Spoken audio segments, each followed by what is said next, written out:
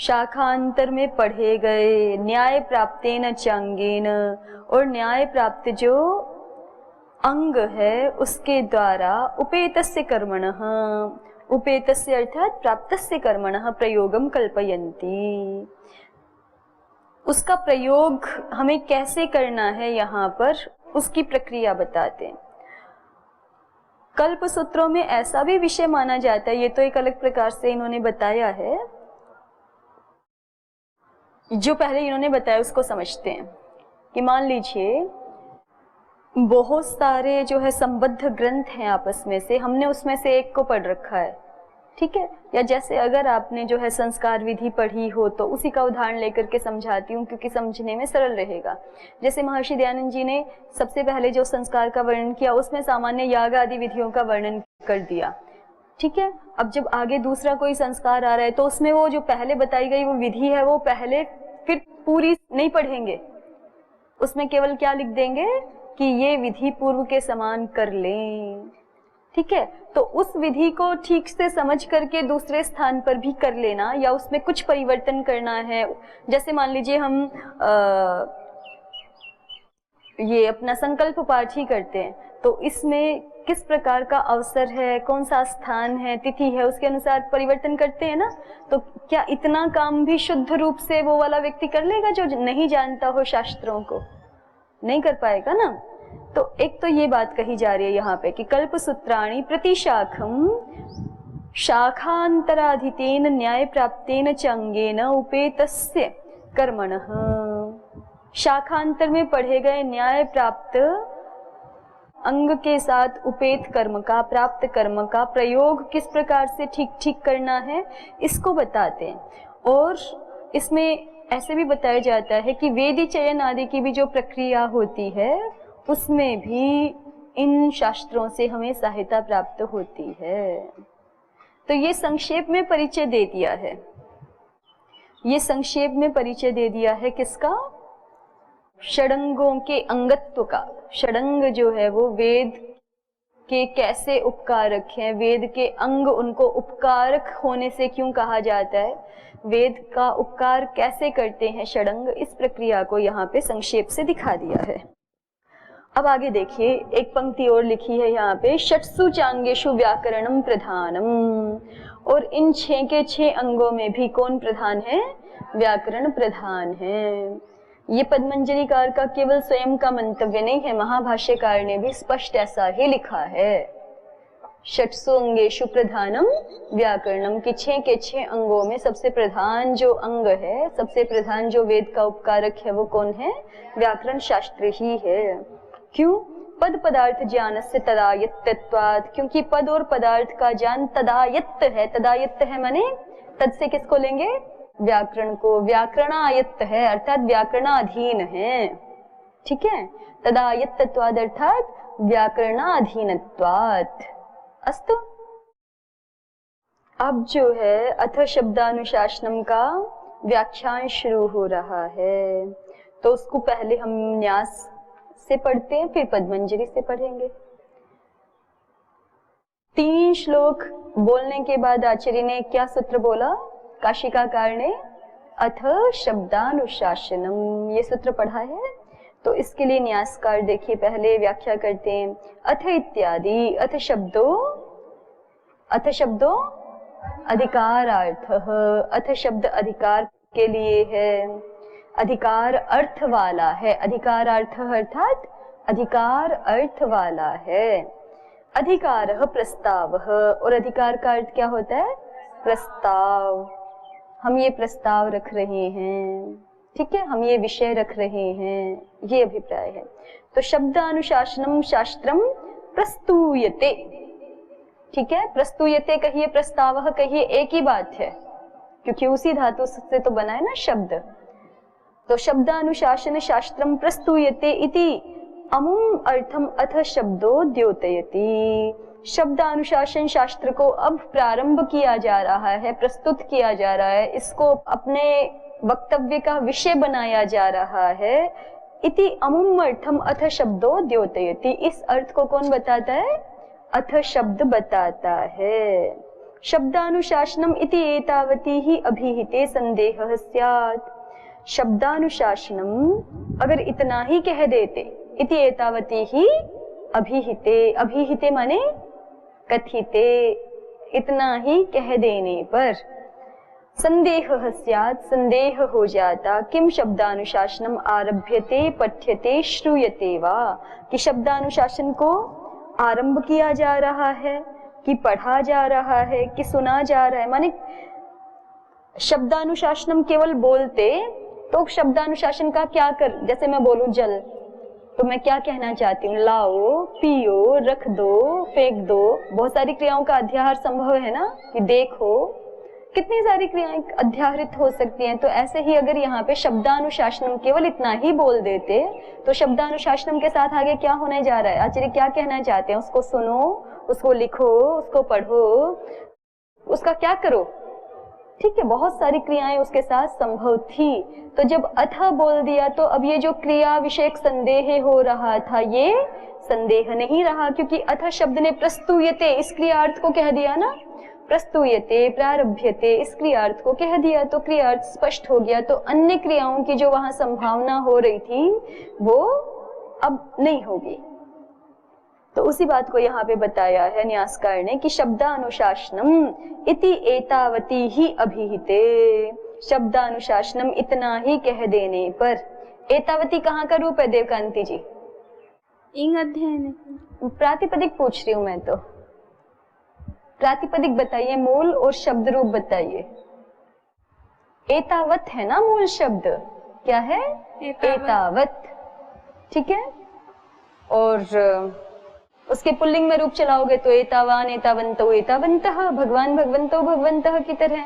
और नपुंसक लिंग में चलाओगे तो जगत की तरह, जगत, जगती, जगंती, एतावत, एतावती, एतावंती। और स्त्रीलिंग में चलाओगे तो उगितश्च से गीप भी हो जाएगा, तो एतावती मूल शब्द बन जाएगा, फिर नदी की तरह रूप चला लो, एतावती, एतावत्यो, एतावत्यः, ठीक है। तो ये आप इस पंक्ति में जो एतावत शब्द प्रयोग हो रहा है इसको सामान्य रूप से नपुंसक लिंग मान सकते हो, क्योंकि अभिहित के लिए प्रयोग हो रहा है, एतावती अभिहिते, ठीक है।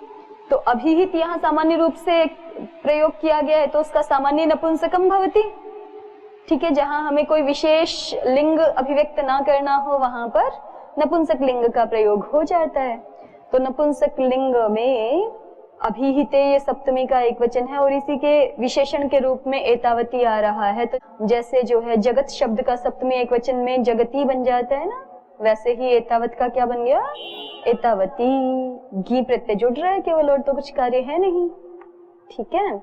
इति एतावती अभिहिते, शब्दानुशासनम इति एतावती अभिहिते। और अभिहिते में क्या धातु प्रत्यय है योगिता जी? अभिहिते शब्द में क्या धातु है, क्या प्रत्यय है, क्या उपसर्ग, बताओ।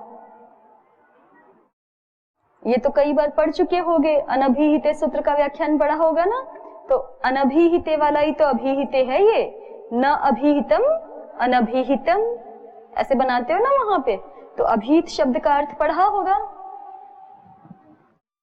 आप बताओ आगे, देवनिधि जी, जिसको पता हो वो बता दो माइक लेके खुद।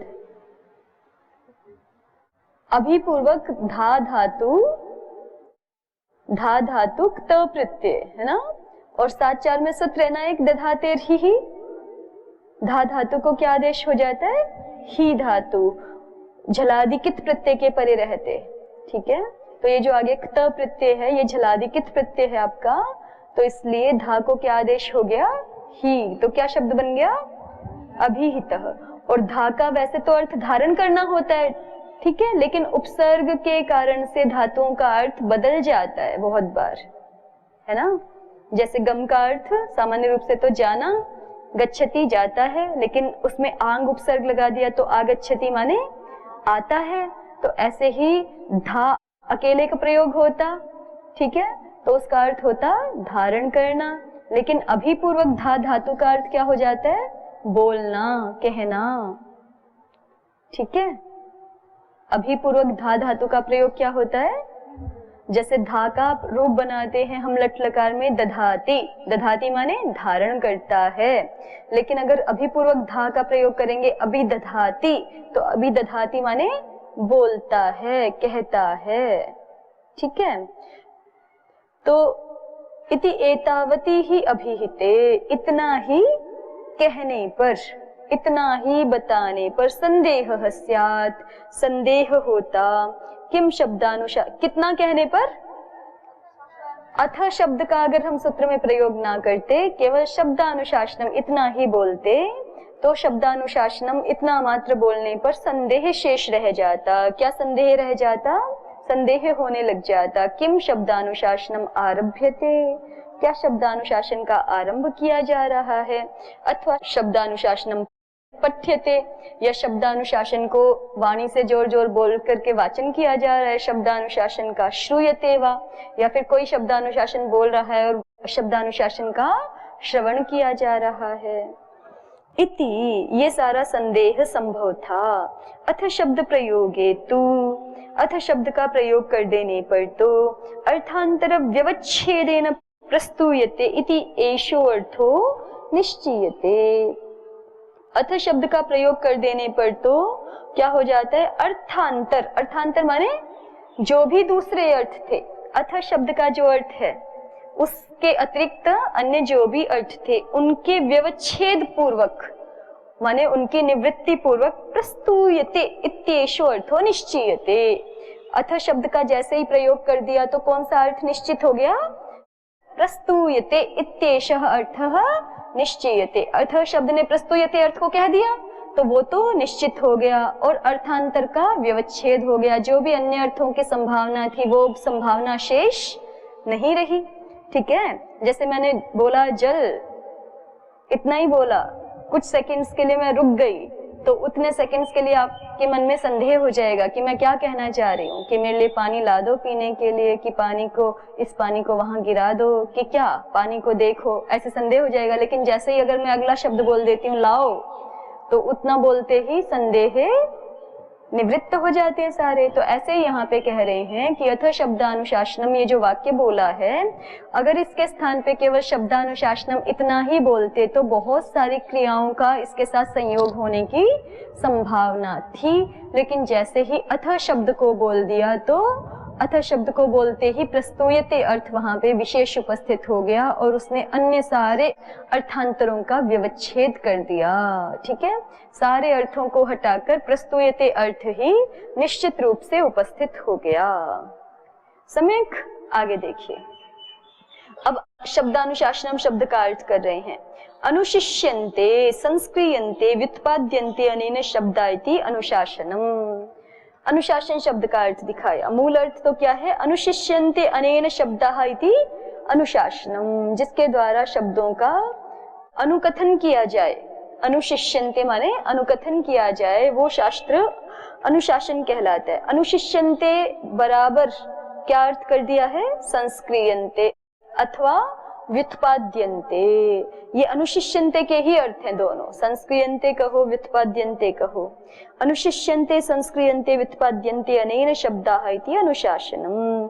और फिर समास दिखा दिया है। शब्दानुशासनम में षष्ठी समास है, शब्दानाम अनुशासनम शब्दानुशासनम।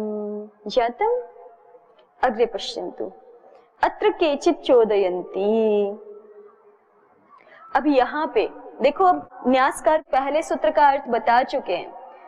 अथ शब्दानुशासनम जो ये सूत्र है उसका अर्थ आचार्य कर चुके हैं। क्या क्या अर्थ किया? अथ अर्थात अधिक्रियते, प्रस्तूयते, ठीक है, प्रारभ्यते, एक ही बात है, कोई भी शब्द प्रयोग करें। और शब्दानुशासनम का अर्थ क्या कर दिया? शब्दाः अनुशिष्यन्ते अनेन इति शब्दानुशासनम अर्थात व्याकरण शास्त्रम। तो पूरे वाक्य अथ शब्दानुशासनम, इस पूरे वाक्य का अर्थ क्या हुआ? व्याकरण शास्त्रम इदानीम आरभ्यते प्रस्तूयते, इतना ही अर्थ है। चले, अब इस सूत्र के संदर्भ में जो शब्दानुशासनम शब्द आ गया है और षष्ठी समास किया है हमने, उसके संदर्भ में कुछ चर्चा करते हैं। देखिए, अत्र केचित् चोदयन्ति, यहाँ पे कुछ लोग जो है प्रश्न करते हैं, शंका उठाते हैं। क्या? उभय प्राप्तौ कर्मणि इत्यनेन अत्र षष्ठी। कहते हैं कि यहाँ पे ये जो शब्दानाम षष्ठी हुई है ना, ये कर्म में षष्ठी है। किसमें षष्ठी है? कर्म में षष्ठी है। कर्म में षष्ठी मैंने आपको बताई थी कुछ दिन पहले ही। कर्म में षष्ठी हो जाती है, जैसे हम अगर उसको तिङंत में बोले उसी अभिप्राय को, तो धनम ददाति, समझाने के लिए धनम ददाति। पहले तिङंत अवस्था देखिए। कर्म कौन है यहाँ पे इस वाक्य में? धनम है ना, कर्म धन को देता है। रामः धनम ददाति, राम धन को देता है। कर्म कौन है? धन। और उसमें कौन सी विभक्ति हो रही है? द्वितीय विभक्ति। उसी को हम अब ददाति क्रिया जो थी ना तिङंत, उसी को हम जो है कृदंत में प्रयोग करना चाह रहे हैं, तो ददाति के स्थान पे हमने रख दिया दानम। ठीक है, तो संस्कृत भाषा की जो शैली है उसके अनुसार अब इस वाक्य को बोला जाएगा धनस्य दानम, रामेण धनस्य दानम। तो ये जो धनस्य षष्ठी सुनाई पड़ रही है, ये क्या है? संबंध षष्ठी नहीं है। ये जो पूर्व वाक्य में आपको कर्म दिखाई पड़ रहा था, उसी कर्म में ही तो षष्ठी की है ना आपने, तो ये क्या है? कर्म षष्ठी है। ठीक है, कर्म षष्ठी है ये। तो ऐसे ही यहाँ पर था शब्दानाम अनुशासनम शब्द में, शब्दानाम अनुशासनम, शब्दानुशासनम एक शब्द है हमारे पास समस्त, उसको खोलेंगे तो शब्दानाम अनुशासनम। ठीक है, और उसको तिङंत में करके देखो धनम ददाति की तरह, तो क्या बनेगा? शब्दान अनुशास्ति। ठीक है, शब्दान अनुशास्ते, जो भी आपकी धातु है उसके अनुसार। तो यहाँ पर शब्दान ये कर्म था, उसको हमने कर्म को षष्ठी में बदल दिया, अनुशासन जो क्रिया प्रयोग हो रही थी उसको भी कृदंत में बदल दिया, तो क्या हो गया? शब्दानाम अनुशासनम। तो इससे हमें पहचान हो रही है कि ये शब्दानाम कैसी षष्ठी है? कर्म में षष्ठी है। तो अब किसी व्यक्ति का, किसी जिज्ञासु का प्रश्न है, उसको न्यासकार हमें बता रहे हैं कि कोई व्यक्ति, कोई जिज्ञासु व्याकरण का अध्येता प्रश्न करता है कि देखो उभय प्राप्तौ कर्मणि इत्यनेन अत्र षष्ठी, कि यहाँ जो शब्दानाम में षष्ठी की है ना, कौन से सूत्र से की है? उभय प्राप्तौ कर्मणि सूत्र से की है। उभय प्राप्तौ कर्मणि सूत्र का क्या विषय है? जैसे अभी आपको एक उदाहरण दिया था, रामः धनम ददाति दिया था, रामः धनम ददाति, और ददाति को हमने किस में बदल दिया? दानम में बदल दिया, कृदंत में बदल दिया। तो जैसे ही कृदंत में बदला, तो फिर वहां पे अब अनभिहिते कर्मणि द्वितीय ना लग करके क्या सूत्र लगने लग जाएगा? कर्तृकर्मणो कृति। कृदंत के जो कर्ता और कर्म होते हैं, ठीक है, कृदंत क्रिया के जो कर्ता और कर्म होते हैं उनमें क्या हो जाती है? षष्ठी विभक्ति हो जाती है। तो मान लीजिए अगर हमारे पास इतना ही वाक्य हो, धनस्य दानम या धनम ददाति, तो इसमें तो कोई समस्या नहीं है, क्योंकि इसमें कर्ता कर्म दोनों है नहीं, एक ही है ना, कर्म ही है। तो हमने कर्म में क्या कर दी? षष्ठी विभक्ति कर दी। लेकिन जिस वाक्य में यदि कर्ता और कर्म दोनों आ जाए, मान लीजिए इसी वाक्य में हमने राम को कर्ता के रूप में पकड़ लिया, तो अब वाक्य क्या है? रामः धनम ददाति, और जैसे ही ददाति के स्थान पे दानम बोलोगे तो कर्ता और कर्म दोनों ही किस क्रिया से संबद्ध हैं? कृदंत क्रिया से।